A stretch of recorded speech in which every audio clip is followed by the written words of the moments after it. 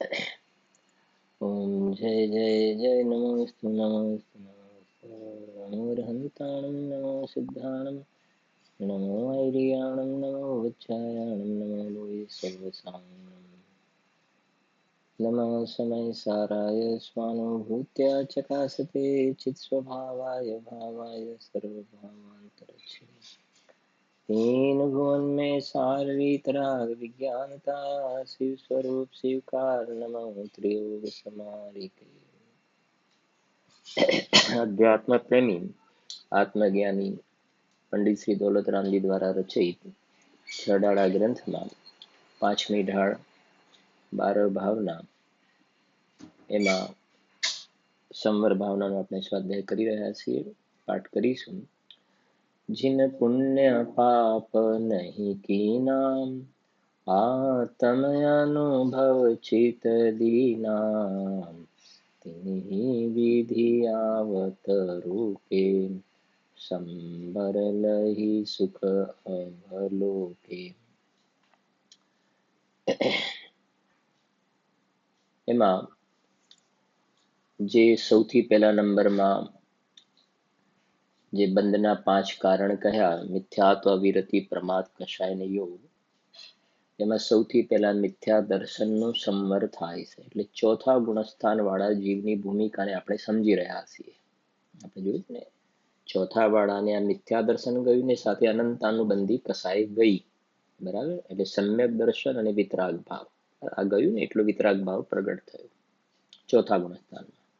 બાકીનું જે એને આ રહ્યું છે ને, આ બાકી જે રહ્યું છે એમાં એને શુભ ને અશુભ ભાવ જોવામાં આવે છે. શુભ અશુભ ભાવ જોવામાં આવે છે. પણ એ શુભ અને અશુભ ભાવ જોવામાં આવે છે, પણ અભિપ્રાયમાં, માન્યતામાં અશુભ કે અશુભ ભાવ એ કરવા લાયક નથી જાણતા. એ દુઃખદાયક જાણે છે. અશુભ તો દુઃખદાયક જાણે છે, પણ શુભના જે પરિણામ વ્રતાદિનો જે ભાવ આવે, મંદ કષાયના ભગવાનની ભક્તિ પૂજાનો ભાવ પણ આવે, એ પણ આ આત્માના આશ્રય, આ જે બે ગયા ને, તો આત્માના આશ્રય જે આનંદ અને સુખ પ્રગટ્યું છે એની સામે આ ભગવાનની પૂજા ભક્તિનો ભાવ પણ રાગ ભાવ છે. એટલે દુઃખદાયક લાગે છે, દુઃખદાયક લાગે. એટલે એમાં એને જે કોઈ અભિપ્રાયમાં, અભિપ્રાયની અંદર આ કરવા જેવું આ તો છે જ નહીં, આ તો છે જ નહીં, અને આ જે છે એ કરવા લાયક નથી માનતા, એનું નામ પુણ્ય પાપ નહીં કીના. આ જે પુણ્ય પાપના પરિણામ જોવામાં આવે છે એની અંદર એમને કર્તવ્ય બુદ્ધિ નથી, કરવા લાયક નથી જાણતા. જેને જાણેલો પ્રયોજનમાં આવે છે તો જાણે છે બસ, એનું નામ છે કે ચિન્હ પુણ્ય પાપ નહીં કીના. પછી જેમ જેમ આગળ વધશે ને એ તો પછી પરિણમનમાંથી પણ નીકળી જાય છે. આ મિથ્યાત્વ અને અનંતાનુબંધીનું તો પરિણમનમાં નીકળી ગયું. મિથ્યાત્વ અને અનંતાનુબંધીનું તો પરિણમનની અપેક્ષાએ નિરાશ્રમ, પરિણમન જ નથી એ જાતિનું તો પરિણમન.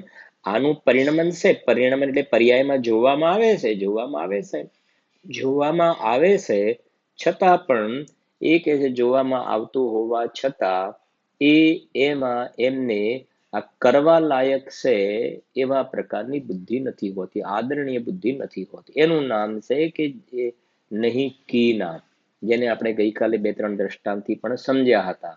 અને છેલ્લે આપણે મોક્ષમાં પ્રકાશકમાંથી જોયું પણ હતું કે એક દંડ સમાન શ્રદ્ધાન અને વ્યાપાર સમાન શ્રદ્ધાન બેની વાત કરી હતી ને, કે સમ્યક દ્રષ્ટિ જીવ છે ને, સમ્યક દ્રષ્ટિ જીવ એને એના જીવનમાં પાપરૂપ કશાય પણ જોવામાં આવે ને પુણ્યરૂપ કશાય પણ જોવામાં આવે છે.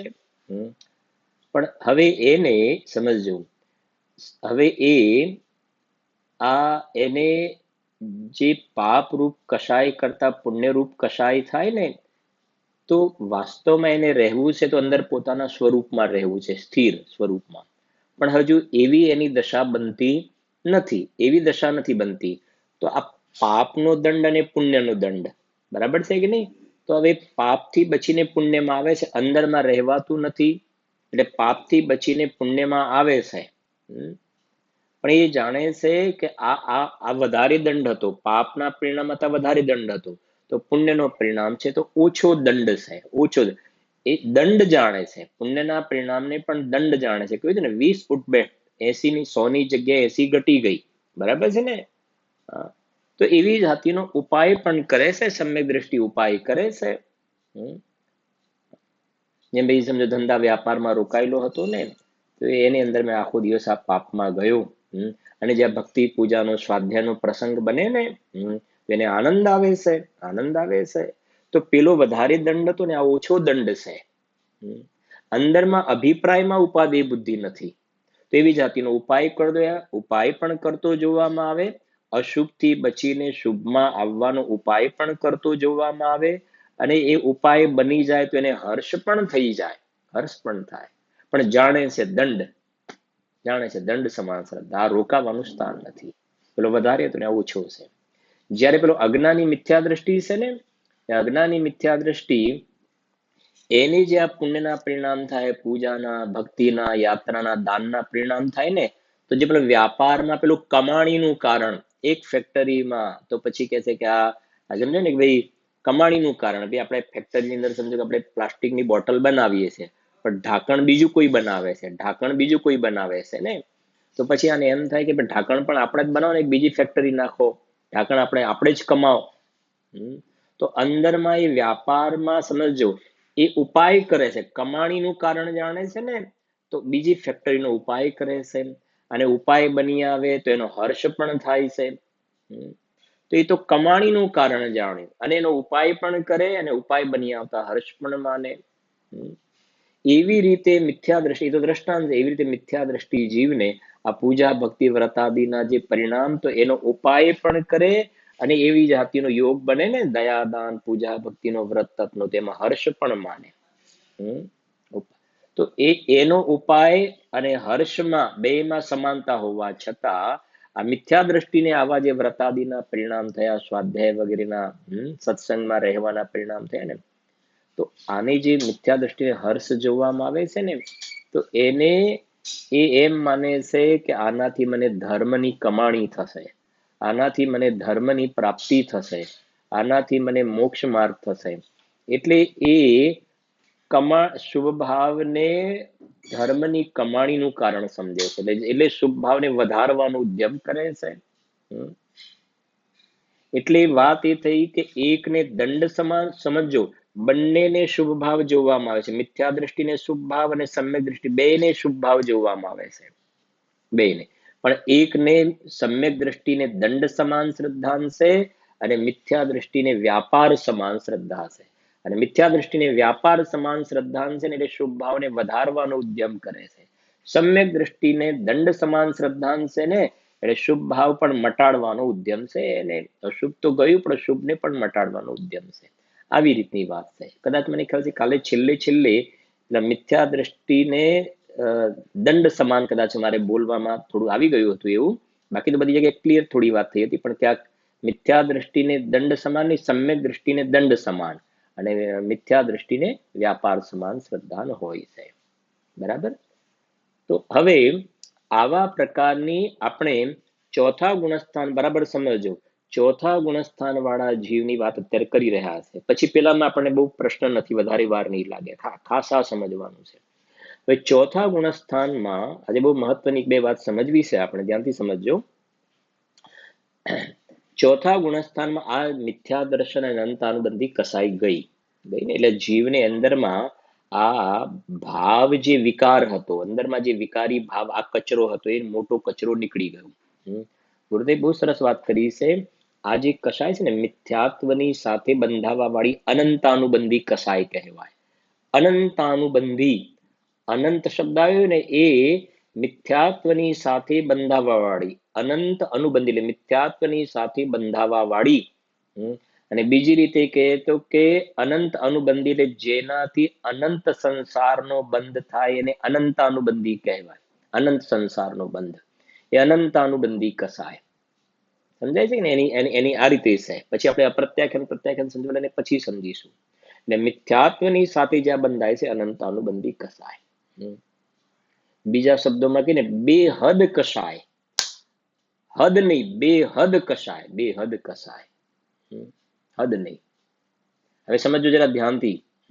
હવે જ્યાં આત્માનો અનુભવ થયો, આત્મ અનુભવ ચિત્ત દીના, જ્યાં આત્માનો અનુભવ થયો ને, તો આત્મામાં આનંદ બેહદ છે, આત્મામાં જ્ઞાન બેહદ છે, આત્મામાં સુખ બેહદ, હદ વિનાનું, આત્મામાં અનંત જ્ઞાન, અનંત સુખ, અનંત ચારિત્ર, અનંત પ્રભુતા, અનંત સ્વચ્છતા, અનંત વીર્ય.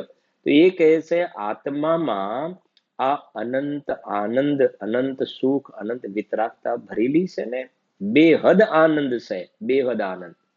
આવા આત્માનો જ્યાં સુધી સ્વીકાર નથી ને, તો પર્યાયમાં કશાય બેહદ છે, હદ વિનાની, અનંત જે કહ્યું ને.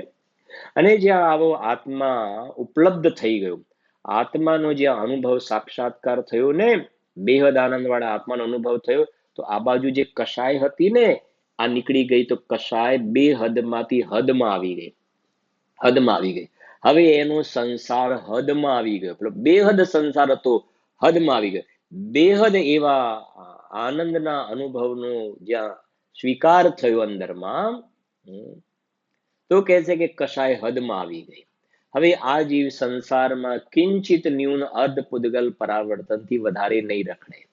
પહેલા તો પેલા પંચ પરાવર્તનના થોકડે થોકડા હતા, અનંત પંચ પરાવર્તન. આ મિથ્યાત્વ અને અનંતાનુબંધીનો સંગ છે ત્યાં સુધી અનંત પંચ પરાવર્તન, બે હદ, કોઈ હદ નહીં. અને જ્યાં અંદરમાં બેહદ સુખથી ભરેલો આત્માની જ્યાં પ્રાપ્તિ થઈ, પ્રાપ્તની પ્રાપ્તિ થઈ, આ ગયું તો કશાયની હદ આવી ગઈ. હવે નહીં રખડે વધારે સંસારમાં, વધારેમાં વધારે કિંચિત પૂદગલ પર, અર્ધ પૂદગલ પર, બાકી તો ઘડીકમાં મોક્ષમાં ચાલી જશે. બરાબર. હવે સમજજો શાંતિથી કે આ જે ગયું ને, ભાવ સંવર થયો, ભાવ સંવર નાસ્તીથી, આશ્રવ નિરોધ સંવર, આશ્રવ નિરોધ સંવર. આ આશ્રવ જે છે એનો નિરોધ થયો, આશ્રવ ઉત્પન્ન થતો હતો એ ન થયો, તો હવે સંવર થયો. તો આ જે ન થયો ને, તો હવે જે બીજી લીટી છે ને, તિન્હી વિધિ આવત રોકે, એને સમજવું છે આજે આપણે. તિન્હી વિધિ આવત રોકે, વિધિ એટલે કર્મ. તો આ જ્યાં સુધી હતા ને, જે કર્મ આવતા હતા ને, આ ગયા ને, તો કર્મ આવતા રોકાયા. એટલે જડ જે કર્મની પ્રકૃતિઓ કહીએ છીએ ને આપણે, ઘાતી કર્મ ને અઘાતી કર્મની બધી પ્રકૃતિઓ જે છે, એ બધી જે પ્રકૃતિઓ આવતી હતી ને, એમાંથી આ મિથ્યા દર્શન ને અનંતાનુબંધી જ્યાં ગઈ ને, તો 41 પ્રકૃતિ, સમજજો, 41 પ્રકૃતિઓ તો એના બ્રેક વાગી ગઈ ત્યાં. આપણે સમજી રહ્યા છે આશ્રવ નિરોધ સંવર, બરાબર. તો જે પેલી કર્મ પ્રકૃતિઓ આવતી હતી ને, જેને દ્રવ્ય આશ્રવ કહીએ છીએ ને આપણે, દ્રવ્ય આશ્રવ જે જડ કર્મને, એ જે કર્મ પ્રકૃતિ આવતી હતી, 41 પ્રકૃતિઓ પર ચોકડી વાગી ગઈ. સમ્યક દર્શન થયું ને. અને આવું સમ્યક દર્શન ચારે ગતિમાં થાય, મનુષ્ય, તિર્યંચ, દેવ, નારકી ચારેને થાય. જ્યાં સમ્યક દર્શનની પ્રાપ્તિ થઈ, તો 41 પ્રકૃતિઓનો બંધ હવે નથી થતો, નથી થતો. એમાં મિથ્યા દર્શનની સાથે રિલેટેડ 16 પ્રકૃતિ છે, મિથ્યા દર્શનની સાથે 16, અને અનંતાનુબંધીની સાથે રિલેટેડ 25 છે. 16 અને 25. આ પહેલા ગુણસ્થાનમાંથી ચોથા ગુણસ્થાનમાં જીવ આવ્યો, સમ્યક દર્શન થયું એટલે ચોથા ગુણસ્થાનમાં આવ્યું. તો મિથ્યા દર્શને અનંતાનુબંધીનો સંવર થયો. એટલે એની સાથે આનું નિમિત્ત પામીને જે પેલી પ્રકૃતિ આવતી હતી ને, એના ઉપર ચોકડી વાગી ગઈ. અને એ આપણે 41 પ્રકૃતિઓને આપણે થોડી સમજવી છે. અને એના માટે તમે મોક્ષ માર્ગ પ્રકાશક ગ્રંથ દરેક હાથમાં રાખજો. મોક્ષ માર્ગ પ્રકાશક ગ્રંથમાં 7મો જે અધિકાર છે, એમાં 273 પેજ છે, 273 નંબરનું પેજ છે, 273 નંબરનું પેજ. એમાં જો 273 નંબરના પેજ ઉપર જે છેલ્લો પેરેગ્રાફ છે ને, એ હું પહેલા થોડુંક વાંચું છું, એક લીટી એની, પછી નીચેનું એની સાથે ટચ કર્યું છે. બરાબર, બહુ સરસ પ્રકરણ છે, સમજજો. એક મિથ્યાત્વ મળ્યું ને, જો એની ઉપરની લીટી લખી આપણે વચ્ચે વાંચ્યું, સર્વ પ્રકારના મિથ્યાત્વ ભાવ છોડી સમ્યક દ્રષ્ટિ થવું યોગ્ય છે. કારણ કે દેવ થવું યોગ્ય નથી લખ્યું, રાજા બનવું યોગ્ય નથી લખ્યું, મોટા શેઠ બનવું યોગ્ય નથી લખ્યું, બરાબર, પૈસા વાળા થવું યોગ્ય નથી લખ્યું, સમ્યક દ્રષ્ટિ થવું યોગ્ય છે. કારણ કે સંસારનું મૂળ મિથ્યાત્વ છે. મિથ્યાત્વ સમાન અન્ય કોઈ પાપ નથી. મિથ્યાત્વ જેવું મોટું કોઈ બીજું પાપ નથી. હવે કે સાંભળજો, એક મિથ્યાત્વ અને તેની સાથે અનંતાનુબંધી કસાયનો અભાવ થતા 41 પ્રકૃતિઓનો બંધ તો મટી જ જાય છે. આપણે બીજી લીટીનો અર્થ કરીએ, તિન્હિ વિધિ આવત રોકે. એ ચોથા ગુણસ્થાનમાં જીવ આવે તો આ 41 પ્રકૃતિઓનો બંધ તો મટી જાય છે. આ જે 41 ને આપણે થોડી સમજીશું આપણે, બરાબર છે ને? સાંભળજો. આપણે કહીએ ને ભાઈ નરકમાં જવાનું ગમે કે અરે કે નરકમાં તો જવાનું ગમતું હશે. અચ્છા, તો પછી કાગડામાં જવું છે, કૂતરામાં જવું છે, અળસિયામાં જવું છે, બંદામાં જવું છે કે અરે યાર આપણે એ બધી જગ્યા આપણે નથી જવું. તો કે છે કે આ સમ્યક દર્શન એવી વસ્તુ છે કે સમ્યક દર્શનની જીવને પ્રાપ્તિ થાય ને તો આ કહે છે કે નરક ગતિનો બંધ નહીં થાય, તને ત્રિયંચ ગતિનો બંધ નહીં થાય. એટલે આપણે હંમેશા કે એક વખતે ભલા માણસ સમ્યક દર્શનનું પ્રીમિયમ તો ભરો. સમ્યક દર્શનનું પ્રીમિયમ તો ભરો, પછી જુઓ તો ખરા. જ્યાં સમ્યક દર્શનનું પ્રીમિયમ ભર્યું તો અતિન્દ્રિય આનંદનો સ્વાદ આવ્યો અસ્થિથી, અંદરમાં આત્માના આનંદનો સ્વાદ આવ્યો, અને આ બાજુ 41 પ્રકૃતિઓ રોકાઈ. અને એ સમ્યક દર્શન કે છે અલ્પકાલમાં હું તને ભગવાન બનાવી દઈશ. એ વખત તો ભર તું અંદરમાં આત્માનો અનુભવ તો કર. આ કહે, સાંભળજો જરાક. એ 41 પ્રકૃતિઓના નામ થોડું આપણે સાથે થોડુંક ડિટેલમાં પણ સમજીશું, એટલે બરાબર શાંતિથી સમજજો. જ્યાં સમજવા જેવી વાત આવશે ને અમુક વાતો તમને નવી પણ થોડી જાણવા મળશે. પેલું છે મિથ્યાત્વ. એટલે તમારે આમાં ઘાતી કર્મ અને અઘાતી કર્મ, 4 ઘાતી કર્મ અને 4 અઘાતી કર્મ, બરાબર છે ને? ઘાતી કર્મ અને અઘાતી કર્મ ત્યાં થોડું ઈશારો કરતો જઈશ તમને, બરાબર? વધારે જાણવાની જિજ્ઞાસા થાય ને તમને વધારે જાણ તો ડોક્ટર ઉજ્જવલાબેનનું પંચલબ્ધિ નામનું પુસ્તક છે, પંચલબ્ધિ પુસ્તક. એની અંદર આની વિસ્તારથી થોડી ચર્ચા પણ છે. અને એ સિવાય સમ્યક જ્ઞાન ચંદ્રિકાની અંદર સમ્યક ગોમટસાર કર્મકાંડ એમાં પણ તમને આ ગોમટસાર કર્મકાંડ લગભગ પહેલો ભાગ છે મોટે ભાગે. એની અંદર તમને આની બધી વિસ્તારથી તમને સમજવા જાણવા પણ મળશે, બરાબર? જુઓ, ત્યાં 148 પ્રકૃતિઓની બધી વાત સમ્યક જ્ઞાન ચંદ્રિકામાં આવેલી છે ને, એ ડોક્ટર ઉજ્જવલાબેને પંચલબ્ધિની અંદર એ બધી વાતને કોટ કરેલી છે. સમજો, એ 41 પ્રકૃતિઓના નામ. પેલું છે મિથ્યાત્વ. એટલે તમને થોડો ખ્યાલ આવે છે ઘાતી કર્મ છે ને, જ્ઞાનાવરણ દર્શનાન મોહની અંતરાય, અને આ બાજુ આયુ નામ ગોત્રને વેદનીય, 4 ઘાતી 4 અઘાતી, બરાબર છે ને? તો સમજો, પેલું મિથ્યાત્વ આવ્યું. એટલે મિથ્યાત્વ આવ્યું ને, જ્ઞાનાવરણ દર્શનાન મોહની અંતરાય. તો મોહની એના બે ભેદ છે ને, દર્શન મોહ ને ચારિત્ર મોહ. તો એ કહે છે કે જ્યાં જીવને સમ્યક દર્શન થયું ને, તો સમ્યક દર્શન થયું તો પેલું મિથ્યાત્વ પ્રકૃતિ બંધાતી હતી ને, દર્શન મોહ, એ સ્ટોપ થઈ ગઈ. પછી બીજું હુંડક સંસ્થાન. હુંડક સંસ્થાન એટલે આકાર. સંસ્થાન એટલે શું? શરીરનો આકાર. શરીરનો આકાર. તો આ કહે છે કે હવે એને 6 પ્રકારના શરીરના આકાર આવે, 6 પ્રકારના, બરાબર છે કે નહીં? તો એમાંથી આ હુંડક સંસ્થાન એ જાતિના આકાર, જે બધા આ પાપ કર્મના ઉદયવાળા આકાર કહેવાય. એવો શરીરનો રોંગ ખરાબ આકાર નહીં મળે, એવો આકાર નહીં મળે. અને આકારનો બહુ રસ હોય છે ને, બરાબર આકાર હોવો જોઈએ કે સમ્યક દર્શન પ્રગટ કરી લો ભલા માણસ. પછી આગળ નપુસક વેદ, સ્ત્રી વેદ પુરુષ વેદ ને નપુસક વેદ હોય છે ને, નપુસક વેદ. નારકીઓને નપુસક વેદ જ હોય. આ એક ઇન્દ્રિય, 2 ઇન્દ્રિય, 3 ઇન્દ્રિય, 4 ઇન્દ્રિય જે તિર્યંચો હોય છે ને, નપુસક વેદ હોય. તો તું નપુસક વેદમાં નહીં જાય. આ સામાન્ય કથન કરી છે મોટાભાગથી, બાકી વિસ્તારથી તમે સમજી શકો છો. પછી આગળ નપુસક વેદ નહીં મળે, આનો બંધ સ્ટોપ થઈ જશે. મિથ્યા દર્શન હતું ને તો આ બધું ચાલુ હતું ચક્કર, નપુસક વેદ. પછી કહે છે અસંપ્રાપ્તા શ્રુપાટિકા સહનન. આ જે આવી હાડકાની મજબૂતાઈ વગેરે. પેલું સંસ્થાન અને સહનન, 6 પ્રકારના સંસ્થાન ને 6 પ્રકારના સહનન હોય, બરાબર છે ને? એમાં આ 41માં 5 નીકળી જશે. 5 પ્રકારના આકાર અને 5 પ્રકારના હાડકા નીકળી જશે. ટોપ ફર્સ્ટ વાળા જ રહેશે તમારે, એકદમ ટોપ ક્વોલિટી વાળો આકાર ને ટોપ ક્વોલિટી વાળી હાડકાની મજબૂતાઈ. એને સમચતુરસ્ત્ર સંસ્થાન અને વજ્ર વૃષભ નારા સહનન હાડકાની મજબૂતાઈ. એવી જ પ્રકૃતિનો બંધ થશે. એને સમ્યક દર્શન થયા, આ બધા નીકળી ગયા ખોટા, સમજજો. પાપ પ્રકૃતિ જે છે, આ નામ કર્મના અંતર્ગત નામ કર્મની 93 પ્રકૃતિ છે, નામ કર્મની 93 આ અસંપ્રપ્તાપ રૂપાટિકા સહનન એમાં આવે.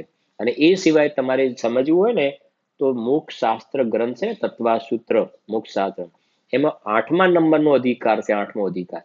એની અંદર આ બધી 148 કર્મ પ્રકૃતિઓના બધા નામ છે. પ્રકૃતિ, પ્રદેશ, સ્થિતિ, અનુભાગ, વધારે સ્થિતિ કોની, ઓછી સ્થિતિ કોની, એનું ફળ કેવું, આખો 8મા અધિકારમાં તમને વિસ્તારથી બહુ સારું જાણવા પણ મળશે. 8મો અધિકાર તત્વાસૂત્ર મોક્ષ શાસ્ત્ર બીજું નામ. બરાબર, સમજજો.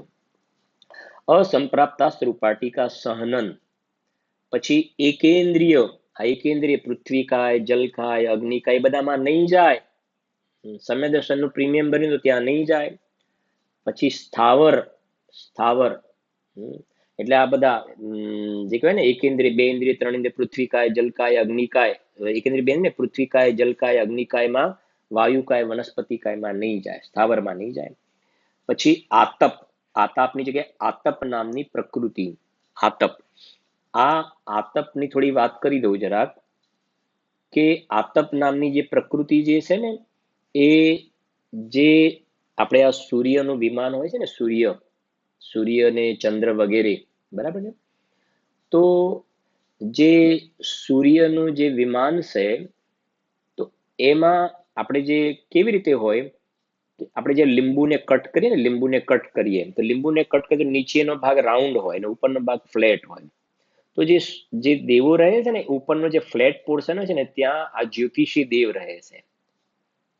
જ્યોતિષી દેવ, જેને સૂર્ય નામ કર્મનો ઉદય હોય ને, એ જ્યોતિષી દેવ ત્યાં ઉપર રહે.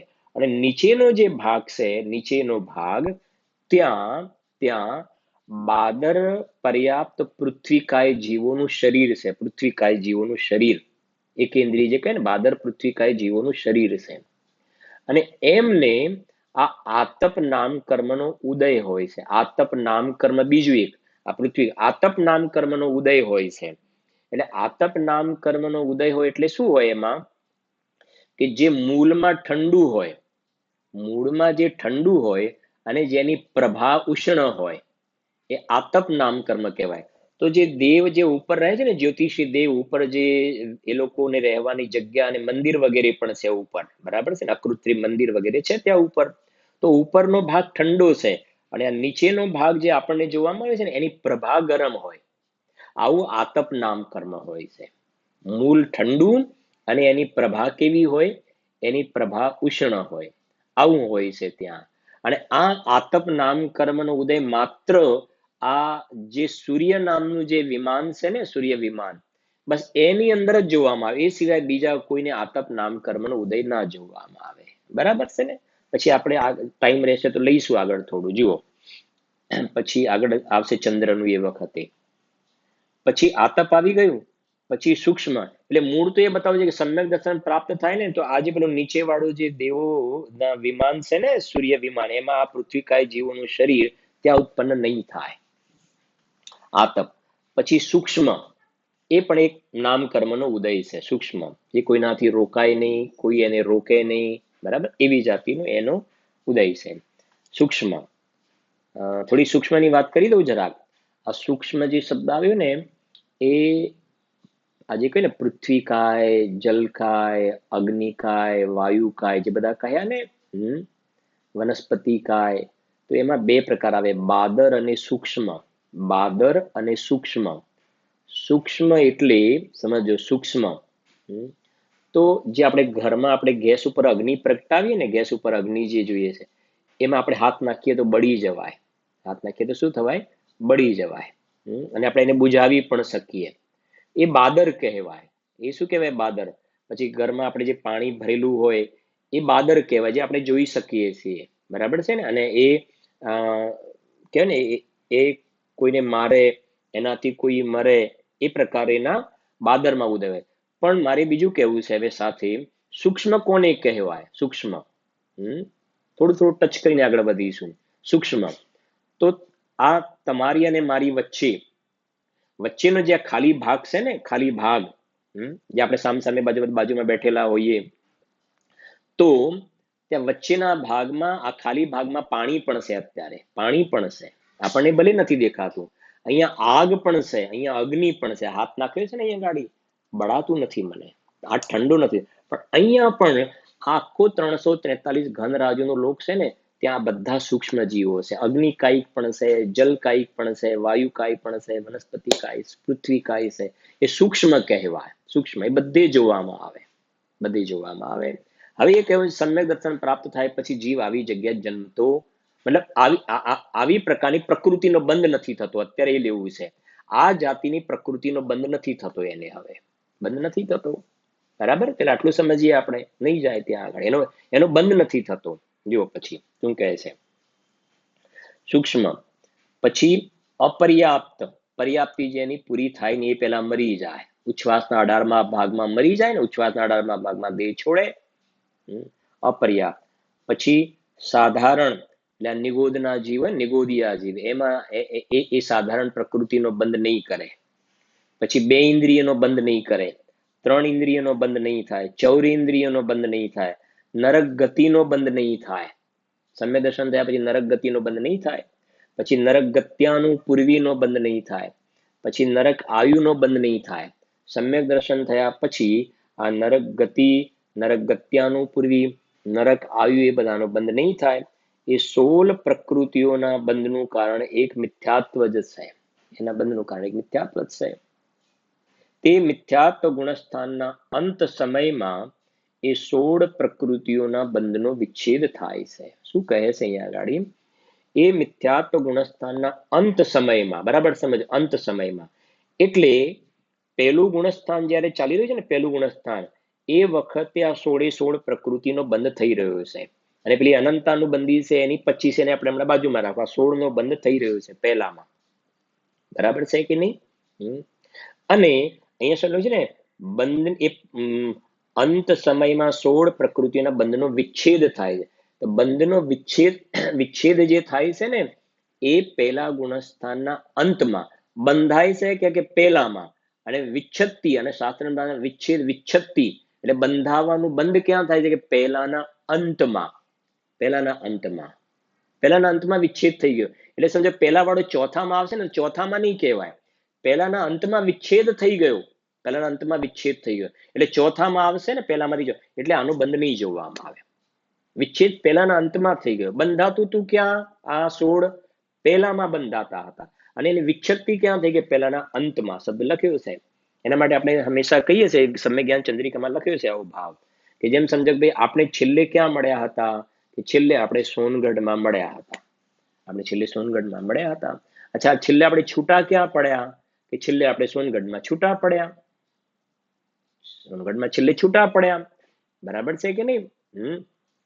તો હવે સમજો, મળ્યા હતા સોનગઢમાં, 10 દિવસ રોકાયા, 10 દિવસ સોનગઢમાં રોકાયા, અને છેલ્લે આપણે સોનગઢમાં છૂટા પડ્યા. પછી આપણે નથી મળ્યા, પછી નથી મળ્યા. છેલ્લે સોનગઢ 10 દિવસ ત્યાં રોકાયા અને પછી છૂટા ત્યાં પડ્યા. એમ આ મિથ્યાત્વની 16 જે બંધાતી હતી ને, પહેલામાં હતા ત્યાં સુધી બંધાતી હતી, અને છેલ્લે છૂટી પણ ક્યારે પડી? કે સોનગઢમાં છૂટા પડે ને, એમ છેલ્લે પહેલાના અંતમાં 16 છૂટી પડી ગઈ. એનો મતલબ 16 બંધાતી હતી ને, એ બંધાવાની બંધ થઈ ગઈ, બંધ થઈ ગઈ ત્યાં આગળ. સમજાય છે ને? એ બંધની વિચ્છત્તિ થઈ ગઈ. નરક ગતિનો બંધ નહીં થાય. સમજે? નરક ગતિ આવી ને, જુઓ શું લખ્યું, નરક ગતિ, નરક ગત્યાનું પૂર્વી, નરકાયુ, એનો બંધ નહીં થાય. હવે તમને એક પ્રશ્ન કદાચ થાય, થયો હોય, થવું જોઈએ, આપણને એક પ્રશ્ન થાય કે રાજા શ્રેણિકના જીવ છે તો સમ્યક દ્રષ્ટિ છે, રાજા શ્રેણિકના સમ્યક દ્રષ્ટિ છે, નરકમાં કેમ ગયા? કેમ ગયા નરકમાં? એ તો પેલી નરકમાં છે. ધ્યાનથી શાંતિથી સમજજો, પેલી નરકમાં છે. તો આપણે એ વાત કરી રહ્યા છે કે સમ્યક દ્રષ્ટિ જીવને, બરાબર સમજો, સમ્યક દ્રષ્ટિ જીવને આ નરક ગતિનો ને નરક આયુનો બંધ થતો નથી, થતો નથી. નરક ગતિ, નરક આયુનો બંધ થતો નથી. હવે રાજા શ્રેણિકના જીવની વાત કરીએ, શ્રેણિક રાજાને. એ શ્રેણિક રાજાએ એ પેલા યશોધર મુનિરાજના ગળામાં શું કર્યું? સર્પ નાખ્યો ત્યાં, વિરાધના કરી, અને એ જીવે નરક ગતિને નરક આયુનો બંધ કર્યો ત્યાં. એ વખતે તો મિથ્યા દ્રષ્ટિ જીવ હતો. ઉપસર્ગ કર્યો વખતે તો શ્રેણિક રાજાએ ઉપસર્ગ કર્યો, એ વખતે મિથ્યા દ્રષ્ટિ હતો, તો એ વખતે તો નરક ગતિને નરક આયુનો બંધ કરી દીધો. બંધ કર્યો એને. હવે 3 દિવસ પછી એમના શરણમાં જઈને પોતાને પશ્ચાતાપ થઈને સમ્યક દર્શન પ્રાપ્ત કર્યું. તો સમ્યક દર્શન પ્રાપ્ત કર્યું ને, સમ્યક દર્શન પ્રાપ્ત કર્યું તો હવે સમ્યક દર્શન પ્રાપ્ત કર્યા પછી એને નરક ગતિ અને આ નરક આયુનો બંધ હવે હવે ના થાય. સમજજો. એટલે આને આપણે આવી રીતે સમજવું પડશે, બંધ પછી સત્તા અને ઉદય. સત્તા અને ઉદય. તો આપણે અત્યારે જે વાત કરીએ સમ્યક દર્શન થાય એટલે આનો બંધ નહીં થાય, પણ પહેલાનું જે સત્તામાં પડેલું હોય ને ઉદયમાં આવી શકે. બહુ તમને આનંદ આવશે સમજશો તો. સત્તામાં હોય ઉદયમાં આવી શકે. તો શ્રેણિક રાજાને સમજો, શ્રેણિક રાજા અત્યારે પેલી નરકમાં છે ને, પેલી નરકમાં, તો પેલી નરકમાં છે તો અત્યારે એને નરક ગતિનો ઉદય છે, નરક આયુનો ઉદય છે. તો સત્તા ને ઉદયની વાત અલગ છે. સત્તામાં છે તો ઉદયમાં આવી રહ્યું છે એની વાત નથી. અત્યારે એમને નરક ગતિનો બંધ નથી થતો, બંધ નથી થતો. અહીંયા 41 પ્રકૃતિનો બંધ મટી ગયો. સમજો, એ શ્રેણિક રાજાની વાત કરીને મિથ્યા દર્શન હતું ત્યારે બંધ થઈ રહ્યું હતું, અને શ્રેણિક યશોધર મુનિરાજના શરણમાં સમ્યક દર્શન પ્રાપ્ત કરીને જે વખતે સમ્યક દર્શન પ્રાપ્ત કર્યું એ વખતે, બસ એ વખતે એને એમને એ મનુષ્ય પર્યાય હતી ને, હવે એમને નરક ગતિ ને નરક આયુનો બંધ સ્ટોપ થઈ ગયો. ત્યાં આગળ બંધાવન, નવું બંધાવન સ્ટોપ થઈ ગયું. પણ પેલું જૂનું બાંધેલું હતું ને એ સત્તામાં અને ઉદયમાં આવી શકે, સત્તામાં ઉદયમાં આવી શકે. તો એમને અત્યારે જે એ ઉદયમાં આવી રહ્યું છે, ઉદયમાં આવી, સત્તામાં હતું એ ઉદયમાં આવી રહ્યું છે, નવો બંધ નથી થતો એમને. આ બધી જાતિનો જે લખ્યું ને, આ બધી જે લખ્યું ને, આ બધા લખ્યા છે જે, એ બધા એમને બંધ નથી થતા. જે 16 બતાવ્યા ને હજુ બીજા જોઈએ છે નીચે, બીજા 25 જોઈએ છે. તો એ નરક ગતિમાં છે તો આ 41 પ્રકૃતિનો બંધ એમને નથી થતો અત્યારે. સમજે? એટલે આ ખાસ સમજવાનું આપણે. બરાબર? જુઓ હવે આગળ કહે, સાંભળજો. એ 25 તથા અનંતાનુબંધી કષાયના કારણે 25 કર્મ પ્રકૃતિ, 25 કર્મ તેમાં, હવે સમજો, અનંતાનુ 25 કેવી? તો અનંતાનુબંધીની 4, અનંતાનુબંધી ક્રોધ માન માયા લોભ, પછી સ્ત્યાન ગૃદ્ધિ, પછી નિદ્રા નિદ્રા, પ્રચલા પ્રચલા, એ 3 નિદ્રા. બરાબર? એટલે અનંતાનુબંધીની 4 મોહનીય કર્મની સાથે રિલેટેડ આવી, ચારિત્ર મોહનીય. અને આ આવી ગઈ દર્શનાવરણ કર્મની સાથેની. પછી દુર્ભગ, દુસ્વર, અનાદિ, આ બધી નામ કર્મની સાથે. પછી હવે આ સાંભળજો, ન્યગ્રોધ પરિમંડલ, સ્વાતિ, કુબ્જક અને વામન, એ 4 સંસ્થાન. સંસ્થાન એટલે આકાર. અલગ અલગ પ્રકારના આકારો ને, નથી કહેતા કે કોઈનું પેટ મોટું અને પગ એકદમ શુક્લકડી હોય, કોઈના પગ ભારે હોય અને પેટ પાતળું હોય. એવા બધા જે શરીરના અલગ, કોઈ કુબડો હોય, બરાબર છે કે નહીં, કોઈ વામન બટકો હોય, કોઈનું કુબડું શરીર હોય. તો એવા બધા જે શરીરના અલગ અલગ આકાર હોય ને, ઉપર એક આકાર આવી ગયો હુંડક સંસ્થાન, બીજા 4 અહીંયા આવી ગયા, 4 ને 5 નીકળી ગયા. એનો બંધ નહીં થાય. હવે એને બંધ થાય છે ને, તો બંધ થશે તો સમચતુરસ્ર સંસ્થાન, સિમેટ્રિકલ ફિગર. સમજાય છે કે નહીં? જુઓ હવે આને આને માની વધારે પડેલી છે ને. હવે તને સમજે તો ખ્યાલ આવે કે આ જે શરીરનો આકાર જે છે ને, એ તો સંસ્થાન નામકર્મની સાથે રિલેટેડ છે. અને આ શરીરની રચના જે થાય છે આકારે આહાર વર્ગણાથી થાય છે. આહાર વર્ગણાનું ઉપાદાન છે. આ શરીરનો જે આકાર છે એમાં આહાર વર્ગના ઉપાદાન છે. આહાર વર્ગના ઉપાદાન અને નિમિત્તમાં સંસ્થાન નામકર્મ છે. અને તું તો વગર મફતનો પાપ બાંધે છે, તારે આની સાથે કોઈ લેવા દેવા જ નથી. તો આહાર વર્ણનું પરિણમન છે, શરીર છે. તો આ થોડો અભ્યાસ કરે ત્યારે એને સમજણ પડે ને. બાકી બધી બુદ્ધિ આને સાચવવામાં, આને દેખાડવામાં લગાવી રહ્યો છે. બરાબર દેખાવું જોઈએ, બરાબર દેખાવું જોઈએ, બરાબર દેખાવું જોઈએ. હવે થોડું થોડું લોકડાઉન ખુલ્યું છે, બહાર ખુલ્યું છે, તો બરાબર હવે જરાક બધાને અમે બતાવી દઈએ કે અમે કેવા લાગીએ છીએ, કેવા લાગીએ છીએ. હા, અરે અંદરમાં આત્મા કેવો લાગે છે, હા, એ જો ને. તું જાણનાર કેવો જણાઈ રહ્યો છે એનો સ્વીકાર કરને. યુ એ કહે છે, સાંભળજો, દુર્ભગ, દુસ્વર, નગ્રોધ પરિમંડલ, સ્વાતિ, કુબ્જક અને વામન, એ 4 સંસ્થાન. એટલે 4 ને પેલું ઉપર આવી ગયું 5. હવે હાડકાની મજબૂતાઈ વાળી વાત. એક ઉપર ગયું હતું અસંપ્રાપ્તા શ્રુપાટિકા સહનન. હવે બીજા 4 અહીંયા છે. જુઓ, વજ્ર નારાજ, નારાજ, અર્ધ નારાજ અને કિલિત એ ચાર સહનન, બરાબર છે કે નહીં? એટલે એ નહીં બંધાય, એમને બંધાય છે વજ્ર, વૃષભ, નારાજ, સહનન, એવા હાડકા જે આપણે ખ્યાલ છે ને, એટલે હનુમાનજી ઉપરથી પડ્યા તો પથ્થરની શિલા ઉપર પડ્યા, બચ્ચું હતું નાનું, પથ્થરના ટુકડે ટુકડા થઈ ગયા, એવી જાતિની હાડકાની મજબૂતાઈ, એવી પુણ્ય પ્રકૃતિ બંધાય સમ્યક દર્શનની સાથે. બરાબર સમજવું, આ સમ્યક દર્શનની સાથે, આ સમ્યક દર્શનના કારણે નહીં, પણ સમ્યક દર્શનની સાથે એવી જાતિનો શુભ ભાવ બચ્યો છે, તો એનાથી પુણ્ય પ્રકૃતિ આવા પ્રકારની, આવી જાતિનું એને એ સમ્યક દ્રષ્ટિ જીવને બાકીનો જે ભાવ રહ્યો ને, જે જાતિનો રાગ રહ્યો, એ રાગના ફળમાં એમને આવી જાતિના હલકા હાડકા વાળા શરીરની રચના નહીં જોવામાં આવે. સમજાય છે? એમને હાડકા જોવામાં આવશે તો વજ્ર, વૃષભ, નારાજ વાળું પુણ્ય પ્રકૃતિ એવી બંધાશે એમને. સમજાય છે કે નહીં? આ બધી પાપ પ્રકૃતિમાં જાય છે, પાંચે પાંચ પેલી પુણ્ય પ્રકૃતિમાં જાય છે. પછી કોઈ પેલા હાડકાના ડોક્ટર પાસે જવું પડે, ભાગ્યું ને આ તે બધું. હવે જૈન શાસનને સમજે તો ખ્યાલ આવે. આ તો ઘડીક માટલે જેને હાથ ભાગી ગયો ને પગ ભાગી ગયો. પણ એને એમની સાથે લેવા દેવા નથી, એમને તો અંદર આત્માના આશ્રય અશરીરી દશા પ્રગટ, એમને વજ્ર, વૃષભ, નારાજ, સહનને નથી જોઈતું. એમને તો અશરીરી દશા જોઈએ છે. પણ આ તો બતાવવું છે કે હમણાં ગાથા ચાલે ને ઇષ્ટોપદેશમાં, કે પેલું કહેવાય ને, ઘઉંની સાથે ઘાસ તો મફત ઉગે છે. ઘઉં ઉગે એની સાથે ઘાસ તો મફત ઉગે છે, એમને જ વગર મહેનતે ઘાસ તો ઉગે છે. એવી રીતે સમ્યક દર્શનની સાથે આ વજ્ર, વૃષભ, નારાજ, સહનન, સમજાય છે કે નહીં? સર્વાર્થ સિદ્ધિનું પુણ્ય, તીર્થંકર પ્રકૃતિનું પુણ્ય, એ તો બધું ઘાસ ફૂસ છે, એ તો એમને બંધાઈ જાય છે સમ્યક દ્રષ્ટિ જીવને. એવા ઊંચા પ્રકારના પુણ્ય તો એમને બંધાય છે.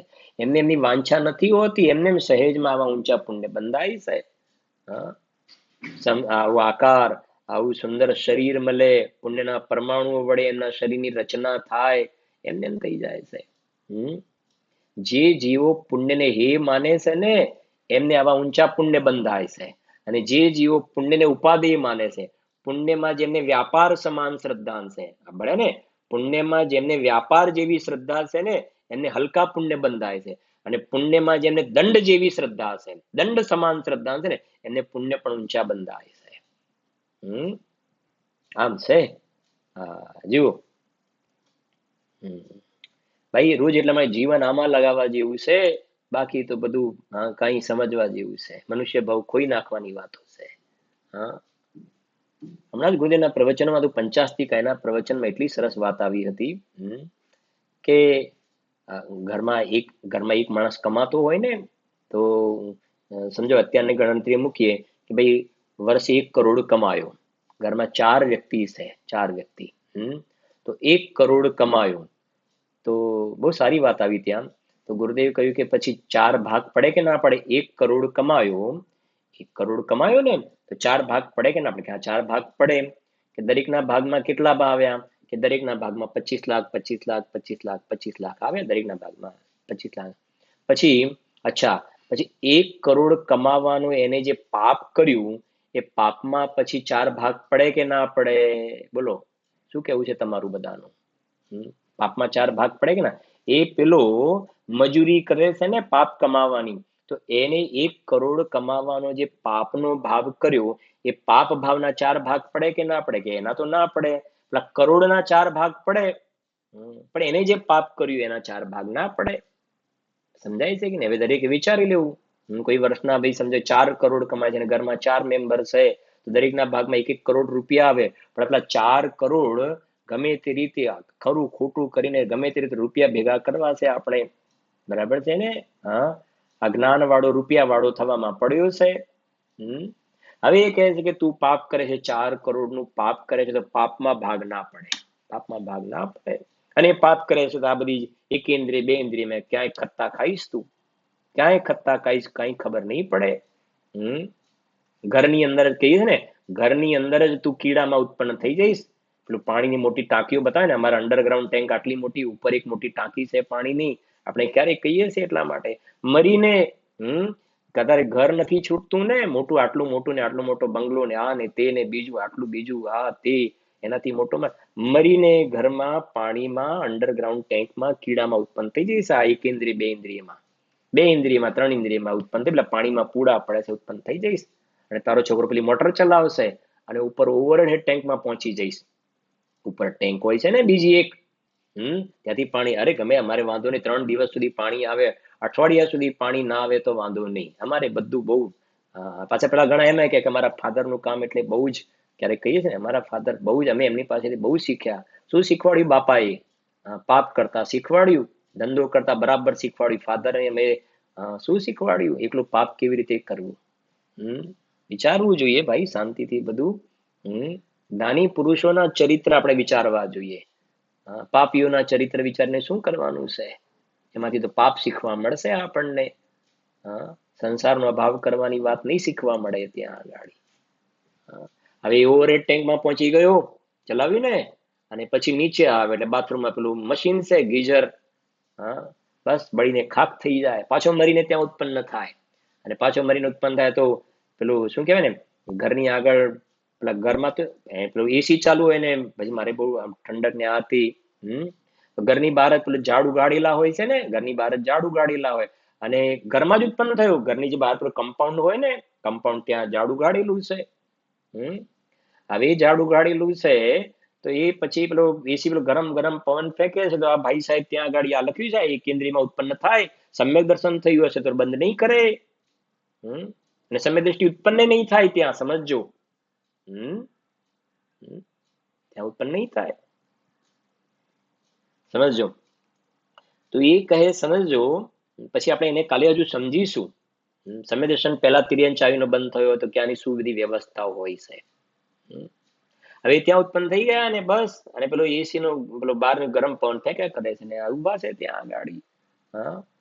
અને એના આયુષ્ય બતાવ્યા છે કેટલા લાંબા હોય છે. આ છે રિયાલિટી છે, આ રિયાલિટી છે. આ કોઈ કાલ્પનિક વાતો છે, એ કાલ્પનિક વાતો નથી. રાજા શ્રેણિકના જીવન એ જ ભાવમાં પાપનો ઉદય આવે ને, પહેલા તો એ જ ભાવમાં આવ્યો, પછી નરકમાં ગયા, એ જ ભાવમાં પાપનો ઉદય આવ્યો ને. કેમ કે છોકરો રોજ મારતો હતો, જેલમાં પૂરી દીધા હતા શ્રેણિક રાજાને. કોણે કે એને સમજવામાં કઈક ભૂલ હતી ને, મિસઅન્ડરસ્ટેન્ડિંગ હતું, તો ભંડકિયામાં પૂરી દીધા હતા. અને ગમે તેમાં આવીને દંડ આપતો હતો, ગમે તેવું ખાવાનું આપે, ગમે તેવી અપશબ્દો બોલે, પોતાનો દીકરો. આ જ ભાવમાં, એ જ ભાવમાં. અને પછી નરકમાં જવાની વાત તો પછીની વાત બની. હશે પુણ્ય પાપના ઉદયના ચાળા. અસમ્યક દર્શન વગર આવા બધા દિવસો નથી, ખરાબ દિવસો જોવાની તૈયારી રાખવાની. સમ્યક દર્શન વગર આ કોરોના તો કશું જ નથી, આના કરતા પણ ખરાબ દિવસ જોવાની તૈયારી. અને જો તમારે સારા દિવસ જોવા હોય અને ભવિષ્યમાં ક્યારેય ખરાબ દિવસ ના જોવા હોય તો આજે અંદરમાં એક જાતિનો ભાવ બનાવો કે નહીં ભાઈ, હવે તો કોઈ પણ રીતે આ કામ કરી જ છૂટકો છે, આના વગર ચાલે એવું નથી. વચ્ચે પણ કહ્યું ને, ગુરુદેવનો બોલ આવ્યો ને, રુચિમાં આની જરૂરિયાત લાગે, રુચિમાં આની જરૂરિયાત લાગે તો કામ થયા વગર રહે નહીં. પણ રુચિમાં આની જરૂરિયાત નથી લાગી, બહારમાં બીજી બધી વસ્તુની જરૂરિયાત લાગી છે. જે એના વગર તું જીવી રહ્યો, જેની તને જરૂરિયાત લાગી છે ને એના વગર જીવી રહ્યો છે, માત્ર ભાવ મરણ કરી રહ્યો છે, તું ભાવ મરણ કરી રહ્યો છે. અને રુચિમાં આની જરૂરિયાત લાગે ને, તો ભાવ મરણ મટી જાય, ભાવ શ્રુત જ્ઞાન પ્રગટ થઈ જાય, અને ફલમાં કેવલ જ્ઞાન પ્રગટ થઈ જાય છે. તો આવી વસ્તુ જુઓ, લખે છે એક એક વસ્તુ. આ એટલે કહ્યું ને, એક વખતે પ્રગટ કરે.